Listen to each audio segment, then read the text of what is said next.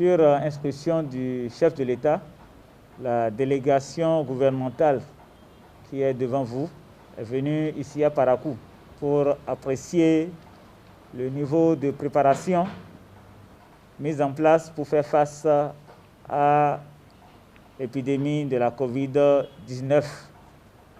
En effet, même si Parakou n'a pas encore enregistré de cas confirmés de COVID-19, vous convenez aisément qu'il faut être bien préparé pour faire face au cas où nous aurions des cas de ce côté.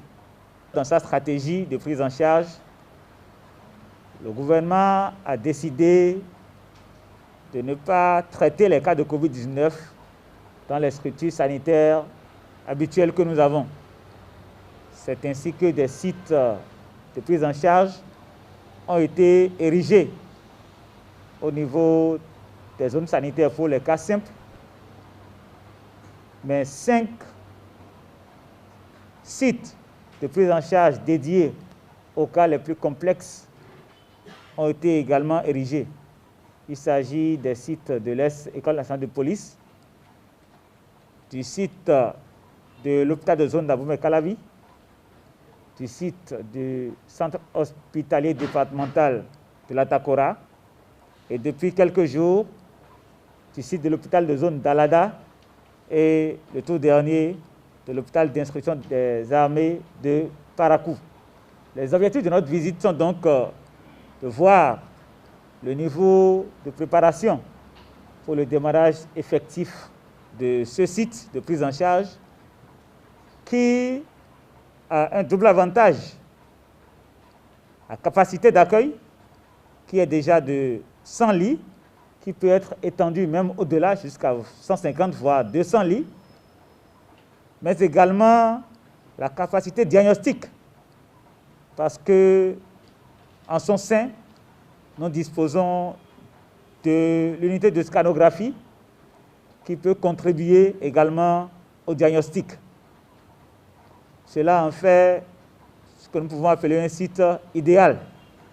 Donc, avec le lancement de ce site, la stratégie gouvernementale qui consiste à identifier les cas, les dépister, les traiter, va pouvoir être déroulée totalement. Le gouvernement a par ailleurs profité de cette arrivée de l'équipe identifiée pour mettre à la disposition de l'équipe de riposte départementale des équipements et les intrants nécessaires pour une riposte efficiente. Il s'agit notamment de 50 000 masques qui viennent appuyer les 100 000 masques déjà déployés au niveau de formation sanitaire. C'est les masques chirurgicaux, mais également des masques dédiés au personnel de santé, que nous appelons habituellement des masques FFP2. Vous en avez 10 000 également, pour nous assurer qu'il n'y ait pas de transmission au sein du personnel de santé. En dehors de ça, des gels hydroalcooliques, des gants, des équipements de protection individuelle, des dispositifs de lavage de mains à l'eau et au savon et d'autres intrants ont été mis à disposition du département.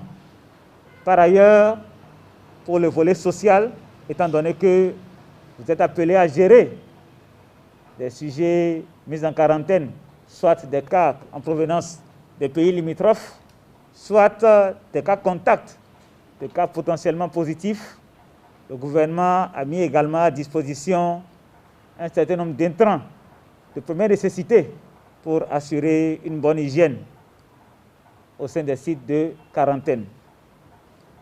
C'est le lieu d'appeler l'ensemble de la population des départements du Borgou, de la Liborie également, puisque nous venons de parcourir la Takora et la Donga, au respect strict des prescriptions gouvernementales. Parce qu'en dehors des aspects de la stratégie que j'ai développée tantôt pour la prise en charge médicale, il est capital indispensable que les autres aspects, les autres prescriptions, notamment en termes de respect du lavage des mains à l'eau savon, mesure primordiale pour éviter la propagation, ou de la désinfection au gel ou bien la solution hydroalcoolique, le respect des mesures de distanciation sociale ainsi que la très forte recommandation, j'insiste, la très forte recommandation du gouvernement au-delà du cordon sanitaire où nous avons le plus de cas actuellement,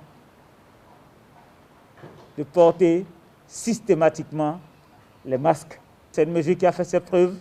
Il est prouvé donc que ce port intégré à l'ensemble des autres mesures permet de contenir la propagation de la pandémie.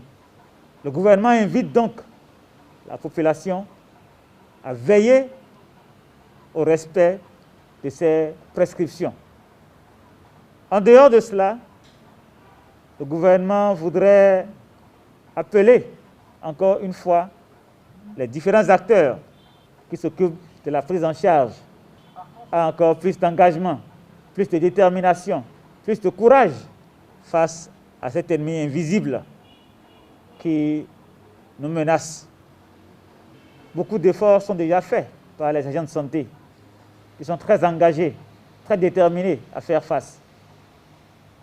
Le gouvernement vous rassure de son accompagnement pour que vous puissiez le faire dans les meilleures conditions d'efficience par rapport à vos patients, mais également de protection par rapport à vous-même. C'est vraiment l'ensemble de ces mesures correctement mises en œuvre qui est le gage de la réussite de la riposte contre la pandémie de la COVID-19. Chaque acteur de la chaîne doit se sentir responsable et doit à son niveau jouer sa partition pour que nous puissions avoir raison de cette maladie.